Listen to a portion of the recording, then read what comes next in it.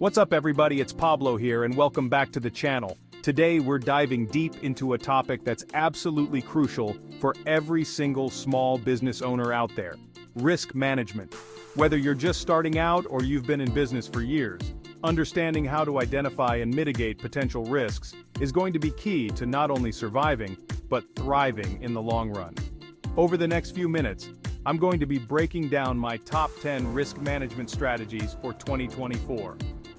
These are the exact strategies that I've used to protect my own businesses, and I know they can make a huge difference for you as well. We'll be covering everything from creating a rock-solid risk management plan to the importance of cybersecurity in today's digital age.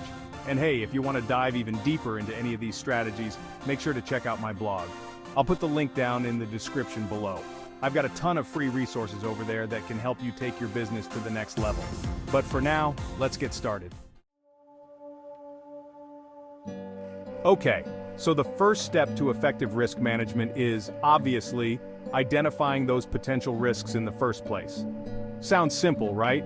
But you'd be surprised how many entrepreneurs skip this crucial step. It's kind of like trying to build a house without first inspecting the foundation. You need to know what you're working with. Start by taking a close look at every aspect of your business, from your operations and finances to your marketing and sales processes.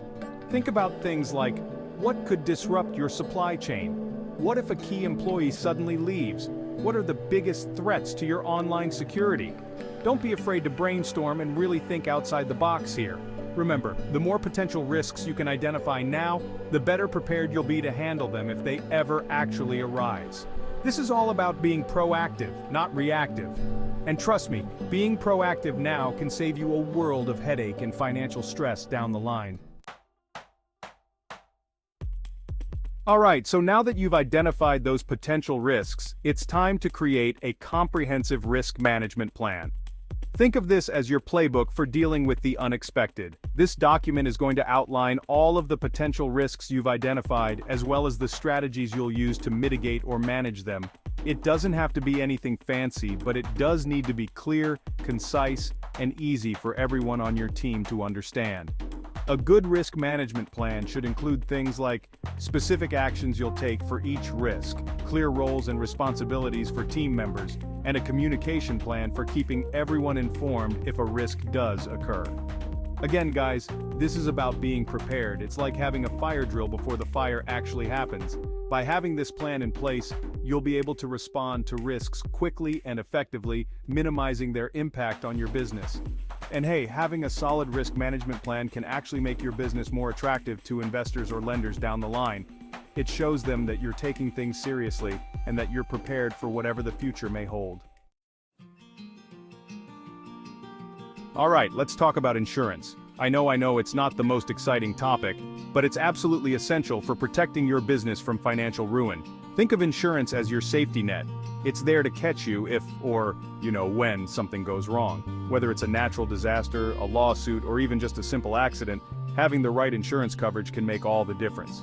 Now, the specific types of insurance you need are going to vary depending on your industry, location, and specific business needs. But some common types of insurance for small businesses include general liability insurance, professional liability insurance, property insurance, workers' compensation insurance, and cyber liability insurance. My advice? Don't skimp on insurance. Shop around, compare quotes, and make sure you're getting the coverage you need at a price that makes sense for your budget. Remember, it's better to have it and not need it than to need it and not have it. Okay, so we've talked about identifying risks and having a plan, but what about having the financial resources to deal with those risks when they pop up? That's where financial reserves come in. Just like you should have an emergency fund for your personal finances, your business needs a financial cushion to weather unexpected storms. This could be anything from an economic downturn to an unexpected equipment failure. The goal here is to have enough cash on hand to cover your essential business expenses for a few months, at the very least. This will give you the breathing room you need to make strategic decisions without having to panic or make rash choices. Now, building up those reserves takes time and discipline. Start by setting aside a small percentage of your revenue each month and gradually increase that amount over time.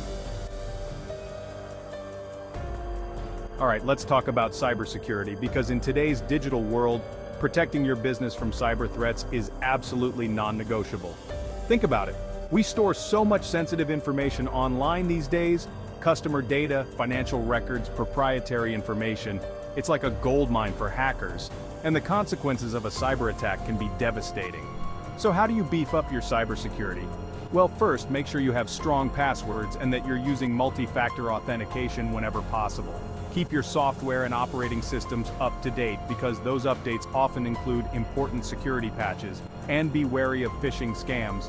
Educate yourself and your employees on how to spot these scams and avoid clicking on suspicious links or downloading attachments from unknown senders. A little bit of prevention can go a long way in the world of cybersecurity. Let's talk about diversification. This is a big one, guys. Relying too heavily on a single product, service, or client can be risky. What happens if that one thing dries up? Think about it like this.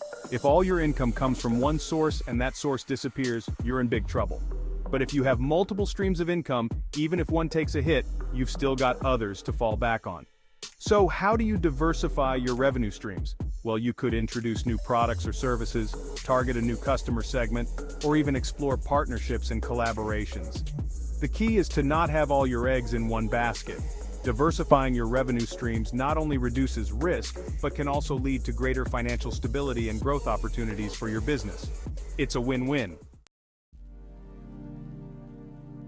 Chapter 7.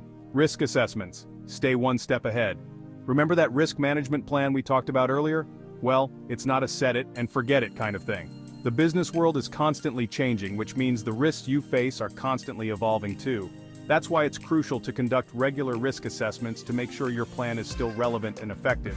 How often should you do this? Well, I recommend doing a thorough review at least once a year, or more frequently if your industry is particularly dynamic, or if you've experienced significant changes within your business. During these assessments, revisit those potential risks you identified, evaluate the effectiveness of your current mitigation strategies, and make adjustments as needed. Let's be real. Your employees can be your greatest asset when it comes to risk management, or they can be your biggest liability. It all comes down to training. See, when your team is properly trained on your risk management procedures, they become your first line of defense against potential threats. They'll be able to identify and report risks, respond appropriately to incidents, and help minimize the impact of any disruptions. So invest in regular training programs for your employees that cover things like your risk management plan, cybersecurity best practices, safety procedures, and any industry-specific regulations. Make it an ongoing thing, not just a one-time event, and encourage your employees to ask questions and share their concerns. Remember, a well-informed and engaged workforce is a safer and more resilient one. Look, I get it. Dealing with legal stuff can be a headache, but it's not something you want to mess around with. Ignoring legal compliance is like playing with fire. You might get away with it for a while, but eventually it's going to catch up with you. And the consequences can be severe. Lawsuits, fines, even shutting down your business. Not good. So what does legal compliance actually involve? Well, it means staying up to date on all applicable laws and regulations that relate to your industry and making sure your business operations are in full compliance.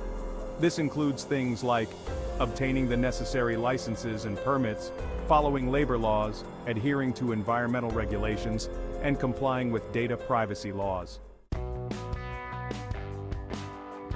Okay, so we've covered a lot of ground, but there's one more crucial aspect of risk management we need to talk about: crisis management. Because even with the best planning and preparation, sometimes stuff hits the fan. It's not a matter of a crisis will occur, but it could be anything from a natural disaster to a product recall to a public relations nightmare. Having a crisis management plan in place allows you to respond quickly and effectively, minimizing the damage to your business's reputation and bottom line. Your crisis management plan should outline clear steps for assessing the situation, communicating with stakeholders, implementing your predetermined strategies, and mitigating the impact of the crisis. So there you have it, my top 10 risk management strategies for small businesses in 2024.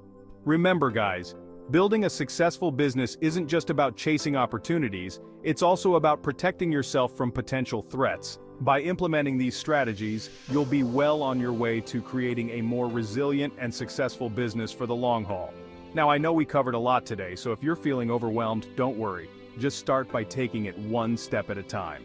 Choose one strategy that resonates with you and focus on implementing it in your business. Then, move on to the next one. Remember, even small steps can make a big difference in the long run. As always, thanks for watching. Make sure to hit that like button if you found this video helpful. Drop a comment down below with your biggest takeaway, and subscribe for more business tips and strategies. And don't forget to check out my blog for even more in-depth information on everything we talked about today. Until next time.